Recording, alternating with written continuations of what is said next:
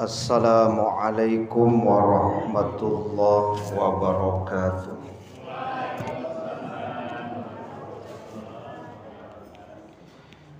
Hamdan wa syukran lillah,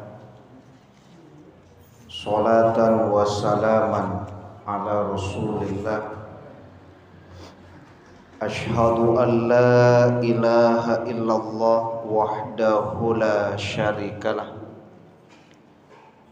wa ashhadu anna Muhammadan abduhu wa rasuluh la nabiyya ba'da. Allahumma sholli wa sallim ala nabiyyina Muhammad wa ala alihi wa ashabihi ajma'in wa man tabi'ahum bi ihsanin ila yaumiddin. Qala Allah Ta'ala fil Qur'anil Karim, A'udzu billahi minasy syaithanir rajim. Bismillahirrahmanirrahim. Ya ayyuhal muzammil, qumil laila illa qalila,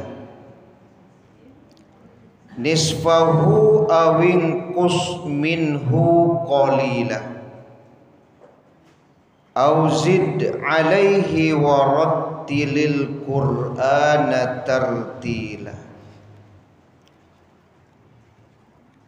Wahai orang yang berselimut, bangunlah untuk sholat pada malam hari kecuali sebagian kecil,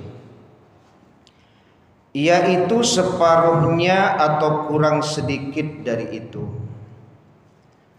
atau lebih dari seperdua itu, dan bacalah Al-Quran itu dengan pelan atau perlahan-lahan. Surat Al-Muzammil ayat 1 sampai 4. Pengurus dan Bapak Ibu jamaah maghrib yang dirahmati Allah, alhamdulillah, puji syukur kehadirat Allah Subhanahu wa Ta'ala atas limpahan taufik dan hidayah Allah. Kita baru saja mendirikan sholat maghrib berjamaah. Kemudian selawat dan salam kepada Nabi kita Muhammad sallallahu alaihi wasallam, keluarga beliau, sahabat beliau, pengikut-pengikut beliau yang mengikuti beliau dengan ihsan sampai hari kemudian. Semoga kelak di hari kiamat kita mendapatkan syafaat dari Rasulullah sallallahu alaihi wasallam. Amin. Bapak Ibu jamaah yang dirahmati Allah, pembahasan kita malam hari ini adalah penguat jiwa. Penguat jiwa berdasarkan surat Al-Muzammil yang banyak dibahas oleh para mubalik, asatidz, para ulama, baik secara lisan maupun tertulis. Penguat jiwa. Kalau kita baca apa yang disampaikan oleh para ulama di surat Al-Muzammil ini, kan penguat yang Allah berikan kepada Nabi Muhammad di dalam menjalankan dakwahnya. Karena dalam menjalankan dakwah itu tidak hanya dibutuhkan kekuatan fisik, tapi juga dibutuhkan kekuatan jiwa. Kalau hanya kekuatan fisik, tidak ada kekuatan jiwa, langsung mundur Nabi Muhammad. Karena dilihat makin ke ujung waktu di Mekah, makin sedikit orang yang ikut dengan Nabi gitu. Makin banyak malahan musuh. Ya. Maka dalam kondisi seperti itu memang dibutuhkan tidak hanya kekuatan fisik, tapi juga penguat jiwa, Pak. Jiwa yang kuat. Kalau enggak mundur saja gitu. Kalau saya melihat Bapak Ibu, fase kehidupan kita. Kalau anak-anak mungkin lebih kepada kekuatan fisik dulu mungkin daripada kekuatan jiwa, Pak. Jadi kalau anak-anak tuh memang lebih kepada fisik, kalau emosi itu ya, menyepak, memukul, nangis dan sebagainya, lebih ke fisik gitu. Tapi kalau di usia-usia Bapak Ibu yang sudah lemah fisik, itu lebih dominan sebenarnya kekuatan jiwa lagi itu. Penguat-penguat jiwa, Pak. Ya kalau fisik kan menurun kan? Menurun dia. Makanya dibutuhkan itu boleh jadi memang penguat-penguat jiwa. Ya. Banyak orang yang fisiknya kuat Bapak Ibu untuk ke masjid, tapi tidak bisa sampai ke masjid karena jiwanya tidak kuat. Tidak kuat, Pak. Jadi membuat orang sampai ke masjid itu bukan hanya sebatas kuat fisik. Banyak orang yang kuat fisik tapi jiwanya tidak kuat, Pak. Tidak ada penguat jiwa itu. Makanya tidak bisa hadir gitu ke masjid. Itu yang penguat jiwa tadi itu gitu. Sama lah umpamanya di keluarga Bapak Ibu. Kalau hanya sebatas kekuatan fisik, mungkin gilo kabat tinju salaki jo bini. Ya, kalau hanya kekuatan fisik, Pak. Tapi dengan sebab ada penguat-penguat jiwa, suami bisa bersabar, Pak. Bisa menerima keadaan istrinya, bisa mengalah istri ketika suaminya punya keinginan. Itu kan jiwa yang kuat itu, Pak. Kalau hanya mengandalkan kekuatan fisik, itu yang saya sampaikan tadi, bisa buat tinju dia sementara, Pak Haji. Tapi karena ada penguat-penguat jiwa tadi, Pak, maka alhamdulillah langgeng terus gitu ya. Kadang suami dan bersabar, kadang istri dan mengalah, kan begitu, Pak. Itu kan jiwa itu, ya, bukan fisik. Banyak orang yang suami istri fisiknya kuat tapi jiwanya tidak kuat. Biasanya tidak bertahan lama tuh, sebentar. Itu dia. Jadi ada penguat-penguat jiwa gitu, ya. Nah, Bapak Ibu jamaah dirahmati Allah Subhanahu wa taala, kalau menghadapi setan, ya, menghadapi setan itu yang dominan Bapak Ibu, itu jiwa yang kuat, Pak, bukan fisik yang kuat. Balu kebacaka ju setan Bapak Ibu.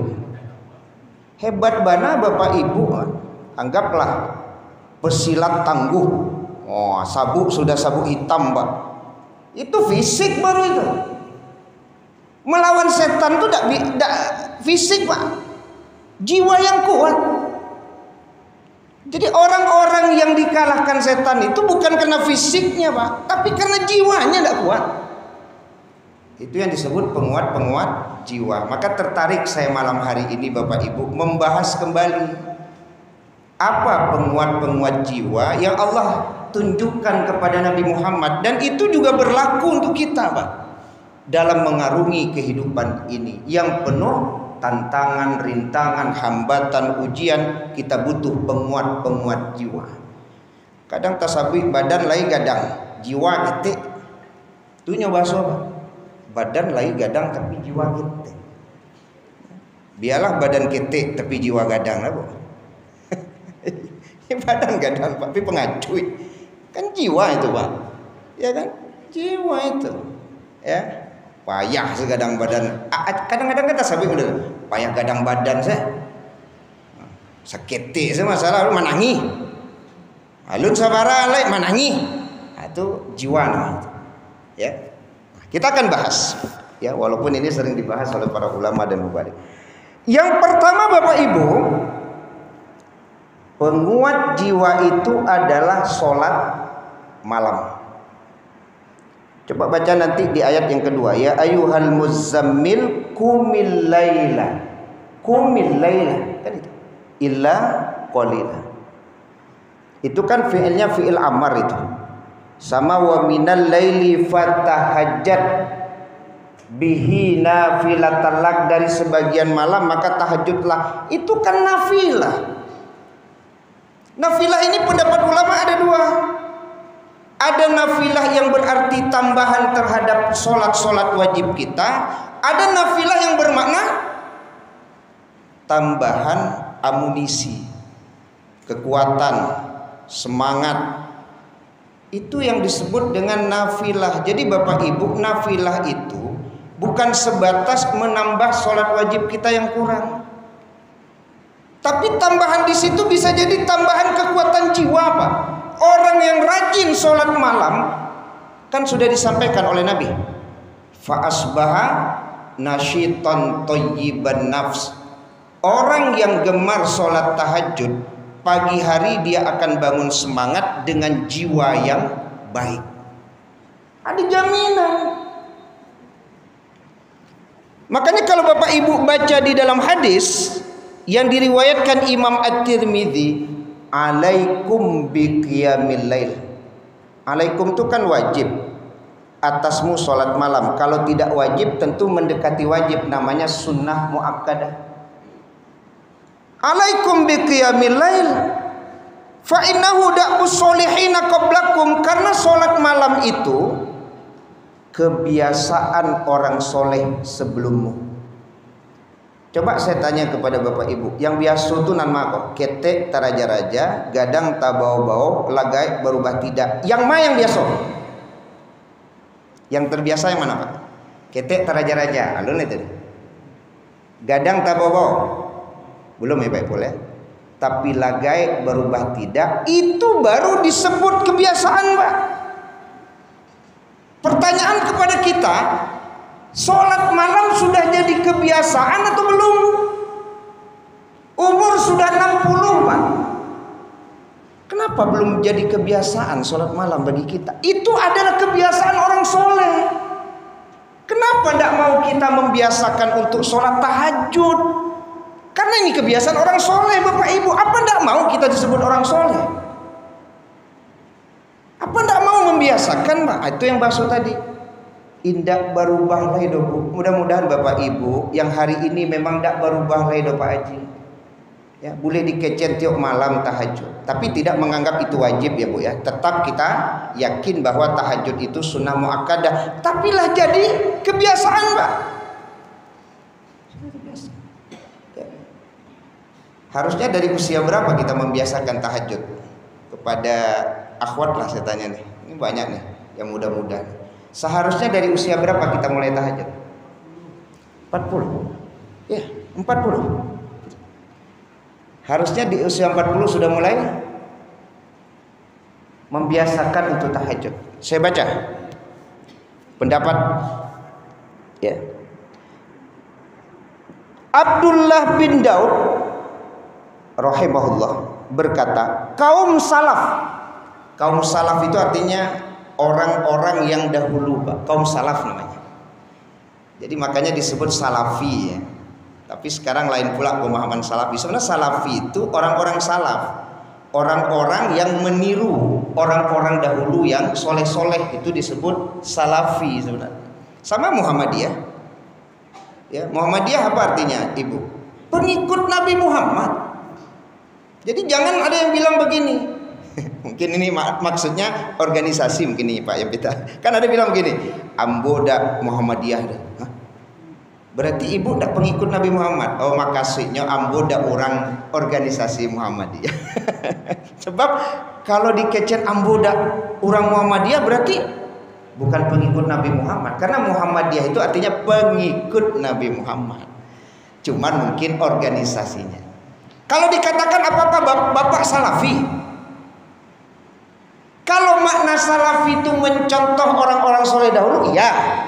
Tapi kalau dimaksud salafi kelompok orang hari ini, mungkin boleh jadi ada yang menjawab ambo bukan salafi, Pak. Silakan kan. Itu kan pilihan, tidak ada masalah kan. Ada yang salafi, ada yang tidak. Ya. Nah. Jadi menurut Abdullah bin Daud, kaum salaf apabila di antara mereka ada yang sudah berumur 40 tahun, ia mulai melipat kasur, yakni tidak akan tidur lagi sepanjang malam. Tidak akan tidur lagi sepanjang malam. Bukan tidak tidur Bu ya. Tidak akan tidur lagi sepanjang malam. Itu yang Bapak sampaikan tadi. Umur berapa? 40. Makanya saya pernah membahas dulu Bapak Ibu Pak Haji, mengejar ketertinggalan Pak. Balok dak kadikaja ketertinggalan. Orang salaf saja Bu, sampai 10 tahun tahajud lah ndak tinggal adanya. Malah enggak kata tinggal awak tuh Pak. Awak sampai umur 60 anu juga rajin tahajud Pak. Kaum salaf 40 tahun sudah rajin tahajud. Pak enggak kata tinggal awak tuh. Apa tidak akan dikejar ketertinggalan itu Ibu? Awak tanya ke diri kita masing-masing. Di usia 40 sudahkah kita tahajud? Nah, kan balik lagi kita. Apakah sudah membiasakan tahajud di usia kita dulu 40? Kan itu beratnya Pak Ipon. Maka ada bahasa Pak, mengejar ketertinggalan. Pak anda kadikaja sekali lagi Bapak Ibu, kalah jauh kita Pak dibandingkan orang-orang salaf yang di usia 40 tahun saja mereka sudah tidak lagi tidur sepanjang malam. Sampai puluh baru punya Pak Ibu. Sudah tidak tidur sepanjang malam Pak. Sudah tahajud mereka 40. Logikanya Bapak Ibu, awak nan kinilah dake ya seperti saya sudah dekat 50, Bapak Ibu yang 55, 60. Itu harusnya Pak dikejar ketertinggalan tadi itu gitu. Ya. Harus ada Pak ikhtiar kita. Ya. Dan yakin kita Bapak Ibu bahwa tahajud itu mampu menguatkan jiwa kita ini. Mampu menguatkan jiwa. Ya. Semoga kita mampu membiasakan untuk tahajud itu Pak. Sekali lagi 40 saja kaum salaf Pak di usia 40 sudah sedikit tidur dan banyak sholat. Rasanya mbak awak ini banyak tertinggal Pak.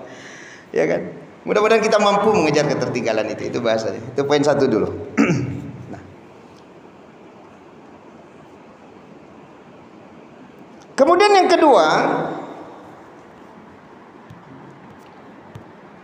kedua, Bapak Ibu, warattilil Qur'ana tartilah. Penguat jiwa yang kedua itu adalah membaca Al-Qur'an. Penguat jiwa itu. Ya. Wa nunazzilu minal Qur'ani ma huwa syifa wa rahmatul lil mu'minin. Syifa. Atau dalam ayat yang lain kan syifa ya sebagai obat terhadap apa yang ada di dalam hati kita. Itu kan jiwa. Ya. Jadi orang-orang yang punya interaksi yang baik dengan Al-Quran itu biasanya jiwanya kuat, kata ulama. Kuat jiwanya. Kan pernah kita sampaikan hadis Nabi, rumah saja Bu bisa disinari dengan Al-Quran. Rumah saja bisa disinari dengan Al-Quran. Benda mati itu, apalagi hati Pak. Hati ini benda hidup Pak.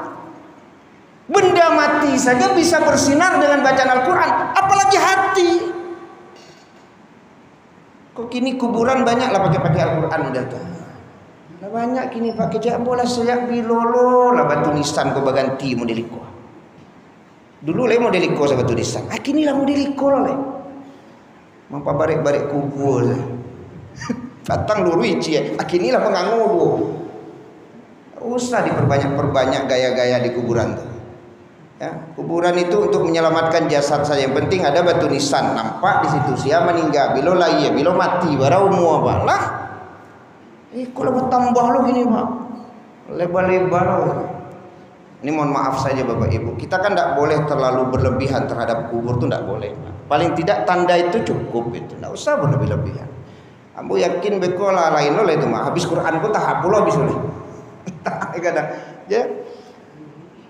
Jadi Al-Quran itu dibaca supaya jiwa kita kuat. Berarti kan baca Quran, pahami maknanya, pelajari maksudnya dan diamalkan. Itu penguat bagi jiwa Pak. Saya hanya mengingatkan yang dulu pernah saya sampaikan juga kepada Bapak Ibu kan. Ada seorang anak yang orang tuanya meninggal. Waktu itu kan saya pergi takziah. Saya mengingatkan saja kisah ini Pak. Lalu beliau memperlihatkan kepada saya, anaknya ini baru tahu Pak, bahwa bapaknya itu kan suka menulis di diari itu. Kapan tamat baca Quran, ya tanggalnya, bulannya, tahunnya, dan di mana dia menamatkan Al-Quran. Ternyata di situ ada yang tamatnya di Sydney, Australia, ada yang tamatnya di Singapura, ada yang tamatnya di Malaysia, ada yang tamatnya di luar negeri. Artinya apa? Berarti beliau ini Pak, orang yang memang interaksinya dengan Al-Quran bagus. Di sela-sela kesibukannya bahkan sampai ke luar negeri, Al-Quran tidak ditinggalkannya Pak. Awak ke luar negeri sih enggak. Quran enggak ya tamai-tamai. Orang lah sampai ke luar negeri Pak. Begitu sibuk, berarti kan sibuk tuh beliau tuh. Tapi saya tidak bertanya apa kegiatan beliau kok sering keluar negeri. Tapi yang jelas tamatnya itu Australia, Singapura, Malaysia, banyak lagi negara-negara. Berarti kan luar biasa itu. Ya, itu penguat jiwa. Apalagi kalau seandainya kita banyak aktivitas di luar, Pak. Yang tidak saja membutuhkan fisik yang kuat, tapi juga butuh jiwa yang kuat. Al-Quran itu mampu menguatkan jiwa, mampu menguatkan. Ya. Makanya saya tertarik Bapak Ibu. Dulu tidak pernah pula saya menulis. Sekarang saya tulis Pak Empita. Saya tulis kapan saya mulai baca Quran dan kapan saya bisa menamatkan. Kalau terlambat seolah-olah ada bahasa, sesibuk apa kamu Ismet mengajar, ceramah, berdakwah, sampai-sampai sudah sekian bulan belum juga bisa mengkhatamkan Al-Quran walau sekali. Kira-kira begitulah Pak. Sesibuk apa engkau? Dakwah Quran tidak dibaca. Sibuk apa engkau ngajar Quran? Seolah-olah begitu Bapak Ibu. Sehingga akhirnya kita tahu gitu kan deh. Lah bulan ketiga dicari deh alun jual ya sibuk banget. Ya. Bahkan lebih sibuk pula kita dengan HP ini daripada dengan baca Quran hari ini Ibu. Lebih sibuk kita dengan HP hari ini Pak daripada baca Quran. Lebih banyak waktu yang kita sisihkan untuk main HP daripada baca Quran. Bandak kan lemah jiwa awak tuh. Lemah jiwa karena acok galak-galak. Hobi mana galak. Jangan galak tuh mematikan hati. Terlalu banyak tertawa itu bikin hati mati. Iya Pak. Iko hobi mana dengan bahasa hiburan. Nah, baiklah hiburan tuh berapa jam. Dari pagi, siang, malam, hiburan ke hiburan lah. Habis hari itu di hiburan apa? Apa tidak yakin bahwa ini mampu menghibur hati kita, mampu menenangkan hati kita? Apa tidak terasa nikmatnya baca Quran hari ini? Itu bahasanya. Jika kemudian Al-Quran ditinggalkan, bagaimana akan kuat jiwa kita, Pak? Saya baca satu pendapat. Sabit Al-Bunani radhiyallahu anhu berkata, saya melatih membaca Al-Quran 20 tahun. 20 tahun. Setelah itu baru saya merasakan nikmat membaca Al-Quran itu. Sekelas Sabit Al-Bunani Pak, butuh waktu 20 tahun untuk merasakan nikmatnya baca Quran. Bapak Ibu butuh waktu berapa untuk menikmati baca Quran? Alun-alun nikmat-nikmat saja nilai.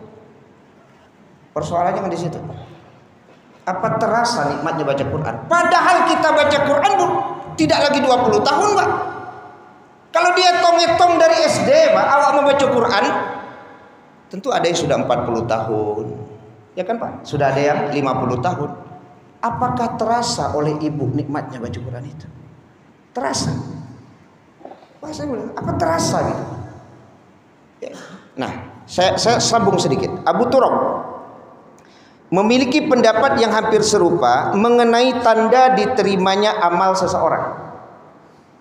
Menurutnya, jika seseorang bersungguh-sungguh dalam niat amalnya, ini baru diniat, bersungguh-sungguh dalam niat amalnya, dapat merasakan nikmat amal itu sebelum mengerjakannya.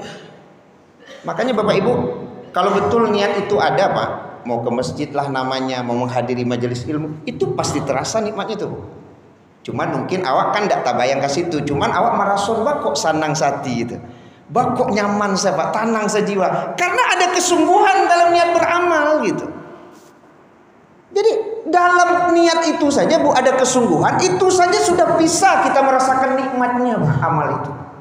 Cuman mungkin sekali lagi tidak kita ungkapkan, ya kan? Kemudian, dan apabila ikhlas dalam melakukannya, merasakan manisnya amal ketika melakukannya. Nah, ini yang menjadi catatan. Jadi manisnya kenikmatan kita dalam beramal itu ternyata kaitannya adalah dengan keikhlasan. Keikhlasan, Pak. Kan syarat diterimanya amal itu dua ya. Ya, karena nanti kan tanda diterimanya amal salah satunya kan merasa nikmat dengan amal yang kita lakukan, itu tanda diterimanya amal kata ulama. Diterima amal itu ada dua. Menurut Ibnu Katsir, yang pertama mengikuti cara yang diajarkan Nabi. Yang kedua ikhlas karena Allah. Maka itu akan diterima amal, kata Ibnu Katsir. Nah, diterimanya amal tadi terasa nikmat. Pertanyaan, ketika kita baca Quran hari ini tidak terasa nikmat, dari dua poin tadi yang kira-kira tidak kita dapatkan yang mana itu? Kalau dikatakan membaca Al-Quran sesuai dengan tuntutan Nabi, sudah kita baca, ya kan? Beruduk, bacaan betul. Ya. Sama dengan sholat Bapak Ibu. Kalau sholat itu sesuai dengan tuntutan Nabi, sudah kita lakukan Pak. Tapi boleh jadi persoalannya bukan karena tidak mengikuti contoh Nabi. Persoalannya di mana? Keikhlasan. Ya. Karena Bapak Ibu, apa yang disampaikan ulama, ikhlas itu adalah karunia Allah yang Allah tanamkan di hati hamba pilihannya. Baraka malang nasib Pak, sampai umur 60 alun juga terasu nikmat sholat koleh. Boleh jadi ikhlas itu belum Allah tanamkan ke hati kita Pak. Karena kita ternyata bukan orang yang dipilih Allah. Ikhlas itu masuk hati kita Pak. Sehingga wajar sampai hari ini belum juga terasa nikmat sholat ini. Sampai hari ini belum juga nikmat baca Quran. Karena persoalannya itu di mana? Keikhlasan Pak. Itu kata ulama, akan bermenung diri lah, bermuhasabah kita jadinya Bapak Ibu. Di mana salah kita? Ya, di mana kekhilafan kita? Di mana kekurangan kita sehingga kita belum dipilih Allah? Ya kan? Untuk menanamkan keikhlasan sehingga kemudian sholat baca Quran itu terasa nikmat. Semoga Bapak Ibu mendapatkan kenikmatan itu. Yang saya pahami dari pendapat ulama itu saja Bapak Ibu. Yang penting kalau sholat hadir di awal waktu, berjamaah, memahami yang dibaca, kerjakan saja itu. Ya, semoga nanti Allah tanamkan dan kita termasuk yang terpilih. Kau indah sholat maleh lah di akhir-akhir waktu lo, Pak. Taraga lo dapet ilmu ikhlas dari Allah. Sholat salah di ujung-ujung waktu. Balu ke Allah tanamkan nilai keikhlasan, Pak. Balu kata rasa nikmat sholat di itu. Sudahlah sholat di akhir waktu, Pak. Ini laki-laki, Pak. Anda lo di masjid. Bila lo kadiaro ikhlas itu ditanamkan ke hatinya, sementara sholatnya saja tidak mengikuti sholat yang dicontohkan Nabi. Boleh gini, kok bola sementara lewat. Apa kok Isa berjamaah atau bola yang akan lanjut? Nah, mudah-mudahan tadanga yang sedang nonton bola Indonesia lawan Arab Saudi. Balik itu apa? Ambo basobo anak-anak batigo batang baji di Cik Mas Haji yang hari Jumat itu kan Indonesia lawan Jepang tuh. Jam 7 loh. Oh, yang hijau-hijau saya. Iya langgang Mas Haji di mana, Pak? Pas di bola saya. Ada 3 anak, Pak. Jadi waktu itu dia hadir di masjid. Harusnya segadang itu. Kok nonton bola apa, Pak? Ya kan? Tapi waktu ambo tanya, aja we. Sholat awak dulu Ustaz. Habis sholat itu awak lanjut nonton bola. Anak-anak itu jawabnya Pak. Iko lah gaek-gaek ditampil nonton bola. Jo azan ndak tibonya ke Mas Haji. Iko anak-anak Pak. Kan luar biasa jawabannya tuh. Sholat awak dulu Ustaz. Habis itu awak lanjut nonton bola. Hebat Pak. Padahal masih anak-anak. Ya kan? Jadi jamaah yang dirahmati Allah Subhanahu wa taala, bagaimana kita akan merasakan nikmatnya sholat sementara ilmu ikhlas itu dah Allah tanamkan di hati kita. Kalau ikhlas itu Bapak Ibu ciri-cirinya apa? Salah satu ciri ikhlas itu Pak, ketika azan berkumandang, itu kalau dalam kajian Buya Hamka, keikhlasan itu kita bisa meninggalkan apapun saat itu untuk menghadiri sholat berjamaah. Itu sudah menunjukkan keikhlasan seseorang Pak. Kan di situ ikhlasnya itu Pak. Yang penting kan kok Biarlah kadai kok, rami lah. Bekolo tuh, piti masuk bekolo tuh. Kan itu Pak Kerajoko bisa lo lanjut tuh kok. Batukang bekolo bisa. Ambok ini sholat ait kan di situ keikhlasan itu. Itu yang disampaikan. Bagaimana mungkin ikhlas Allah tanamkan ke hati orang yang dia sendiri Pak tidak berusaha untuk mencari ikhlas itu. Maka tidak terasa nikmat sholat itu kata ulama. Semoga Bapak Ibu kita mendapatkan kenikmatan sholat, kenikmatan membaca Al-Quran Pak. Semoga nanti kita dimatikan memang dalam keadaan-keadaan yang nikmat tadi. Nikmat tahajud, matinya sedang tahajud. Nikmat baca Quran Pak, matinya sedang baca Quran.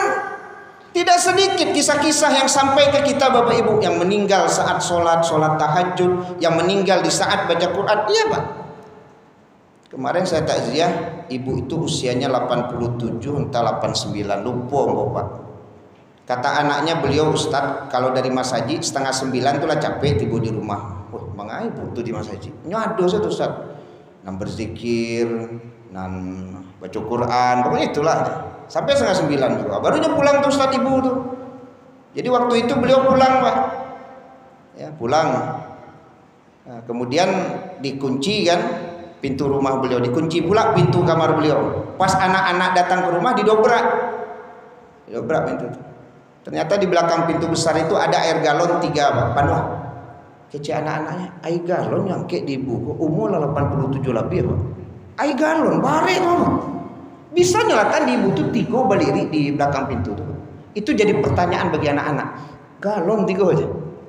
Terus pintu kamar terkunci, didobrak lagi sama anaknya Pak. Ternyata ibunya sudah meninggal dunia dalam keadaan kepala ini tertelungkup dengan Al-Quran. Nah, dia itu kira-kira Pak. Jadi sedang baca Quran. Pertanyaan kenapa pintunya dikunci? Nah itu paling kita bisa menduga-duga saja. Kalau saya sampaikan boleh jadi malakul maut ini sudah kelihatan oleh beliau dalam wujud manusia atau yang lain. Ya, kan kalau orang mau meninggal itu ada kita lihat Bapak Ibu di video-video pendek memang tampak. Lalu mana Pak? Ada beberapa video tuh. Jadi sebelum meninggal itu ada dia melihat. Tapi kita yakin yang dilihat itu tidak lagi dalam wujud asli. Karena kalau dalam wujud asli tidak bisa Pak. Yang gaib itu dilihat oleh manusia biasa kecuali nabi yang diridhai. Fala yushhidu ala ghaibi ahad illa man irtada min rasul. Yang gaib tidak akan pernah diperlihatkan kepada siapapun kecuali rasul yang diridhai. Kecuali malakul maut itu sudah berubah wujud ke dalam bentuk yang lain. Itu yang dilihat itu. Calik lewat. Saya menduga ibu itu melihat Pak malakul maut yang sudah berubah wujud dalam bentuk yang lain. Deknya ikut juga taruh kan. Hanya kunci pintu lah. Rupanya tidak bisa Bapak Ibu dihalang-halangi jo pintu. Tidak bisa dihalang-halangi jo air galon. Meninggal tapi insya Allah husnul khotimah. Karena meninggalnya dalam kondisi membaca Al-Quran yang menurut anaknya itu memang amalan yang tidak pernah ditinggalkan setiap malam oleh ibunya. Itunya. Ya. Awak rajin main domino lah, mungkin mati baca Quran. Mungkin ya, kira-kira begitu lah kan. Jadi jamaah yang dirahmati Allah Subhanahu wa taala, itu kenikmatan tadi. Jadi penguat jiwa yang kedua itu Bapak Ibu adalah baca Quran. Maka jadikanlah ya Al-Quran menjadi penguat ya tentu dengan membacanya dan mengamalkannya dalam kehidupan kita sehari-hari. Yang ketiga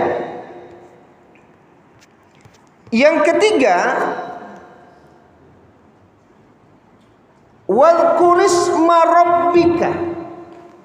Yang ketiga itu penguat dari jiwa itu adalah memperbanyak berzikir. Jadi banyak zikir itu Bapak Ibu menguatkan jiwa. Ya terserahlah. Zikir kan banyak ya Pak. Ada zikir muqayyad, ada zikir mutlak. Kalau sehabis sholat ya zikirnya kan subhanallah, alhamdulillah, Allahu akbar. Di luar sholat ya silakan saja astagfirullahalazim wa atubu ilaik. Ya kan itu penguat jiwa gitu. Ya penguat jiwa. Tapi memang saya terkadang zikir ini Bapak Ibu kalau datar kan astagfirullahalazim. Itu kan ada juga yang diiramakan. Kadang-kadang senang juga kita dengan yang diiramakan itu Pak. Astagfirullah Rabbal baraya, astagfirullah minal khotoya. Ini adolo kadang-kadang rindu loh Pak Ipul yang membaca itu tuh tidak data. Ini adolo masanya Pak data-data. Saya kan astagfirullahaladzim wa atubu ilaih, astagfirullahaladzim wa atubu. Tapi adolo masanya Pak disenandungkan pula, senang hati kita. Jadi kalau mau oto itu kan astagfirullah. Itu saya diulang ini tidak apa sampai habis. Ini dua bait itu soalnya apa? Tapi nyaman. Ya kalau kayak kecek kawan awak nan sabalah kan yang haram musik. Musik kan alat musik yang haram kata teman yang di sebelah.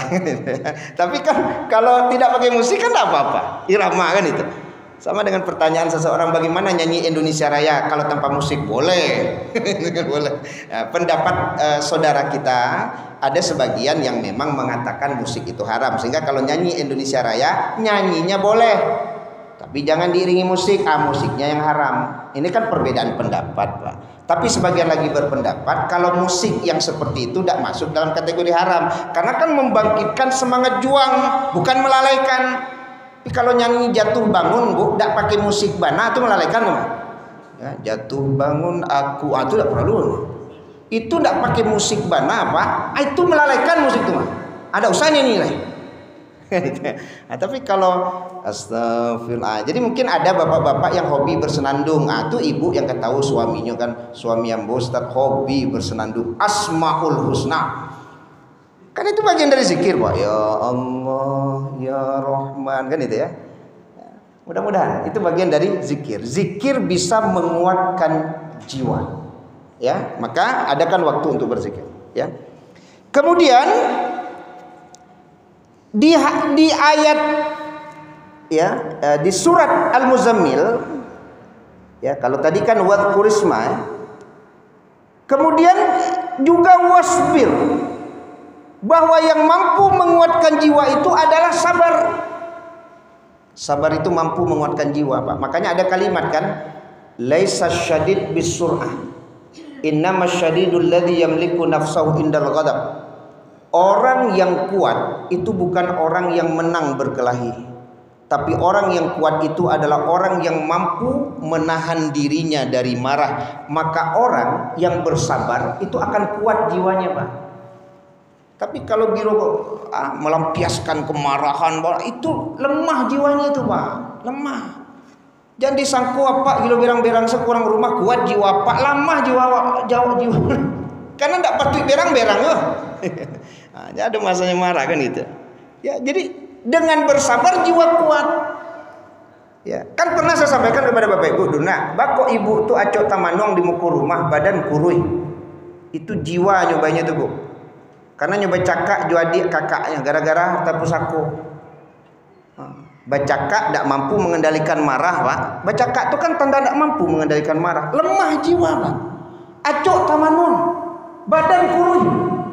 Baru kaindah ala 60 umur baru ke bacakak jual adik talambe. Kok ke bacakak tuh umur 20 nak mana? Bukan ambu masuk bacakak Pak. Cuman lucu Bu. Ala 60 umur baru ke bacakak. Gimana? Jangan besok jagolah mati Bu. Bacakak je dia. Iko bacakak je tetangga sebelah umur lah 65. Talambe ibu bacakak je tetangga 65 umur mah. Ala 65 bacakak je tetangga. Pak, malang nasib ibu di usia-usia lanjut yang seharusnya tinggal menyusun skripsi atau paksa mencapai nilai yang E itu gagal kan itu. semester 8 Pak. Ya kan? Orang lah kata mai hanya mencapai baru gagal EKE malah kena. Jadi Bapak Ibu jamaah dirahmati Allah Subhanahu wa taala, itu yang perlu kita maksudkan. Jadi ibu sabar itu mampu menguatkan jiwa. Kemudian bertawakal ya, dan kemudian satu lagi adalah hijrah. Nah, itu ada di surat Al-Muzammil. Jadi kalau tawakal itu kan menyerahkan semuanya kepada Allah Subhanahu wa taala. Ya, kalau tidak lemah jiwa kita. Kan dulu pernah ada ibu ustaz, anak ambo masukan ke pesantren ustaz, tapi tidak juga sholat ustaz. Ibu jangan lemah jiwa ibu seperti itu. Usaha ibu memasukkan anak ke pesantren itu sudah ada nilainya di sisi Allah. Persoalan anak ibu ternyata belum baik hari ini, itu tawakal kepada Allah. Karena yang membolak-balikkan hati itu Allah. Tapi gara-gara itu lemah semangatnya Pak. Batu Ustaz lah habis, waktu lah habis. Tidak boleh. Ya, itulah yang disampaikan Allah kepada Nabi, Pak. Tidak ada yang sia-sia. Ya, dengan tawakal maka Allah akan beri jalan. Ya, saya pikir cukup Bapak Ibu. Masih ada waktu kita, Pak? Habis ya? Cukup. Mudah-mudahan bermanfaat. Ya, kajian kita malam hari ini penguat jiwa. Saya simpulkan, yang pertama tahajud. Ya, jadikan kebiasaan. Yang kedua, membaca Al-Quran. Yang ketiga, berzikir. Yang keempat, bersabar. Yang kelima, bertawakal. Dan yang keenam, hijrah. Nah, jadi hijrah itu termasuk yang bisa menguatkan jiwa. Ikut gilo tiuk sebentar mengecek kan, dak lama ambo ditampai kerajo, dak lama ambo ditampai kerajo, terganggu jiwa. Mengakapan yang benar? Kalau luas sampai kerajo selesai, cari sampai kerajo yang baru kan itu, Pak. Ini penutup kajian kita saja. Kalau ini kan sering dibahas waktu hijrah. Makanya saya punya teman, Pak, ditinggalkannya kerjanya, pindah menjual parfum, luar biasa, Pak. Kadenya udah cie gini doang. Hebatnya, Pak. Ya kan? Jiwanya jadi kuat. Dengan bahasa hijrah tadi. Kalau enggak hijrah, tambah lemah jiwanya. Subhanakallahumma bihamdika asyhadu an la ilaha illa anta astaghfiruka wa atubu ilaik. Wassalamualaikum warahmatullahi wabarakatuh.